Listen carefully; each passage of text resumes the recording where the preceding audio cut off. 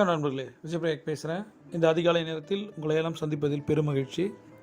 இந்த நாளை கொடுத்த பிரபஞ்சத்திற்கு நன்றி. முதலில் நன்றியுணர்வு தியானம். வெள்ளிக்கிழமை இந்த நாளை கொடுத்த பிரபஞ்சத்திற்கு நன்றி. முதலில் நன்றியுணர்வு தியானம் கற்றுக் கொடுத்த ஆசிரியர்களுக்கு, குருக்களுக்கு நன்றி.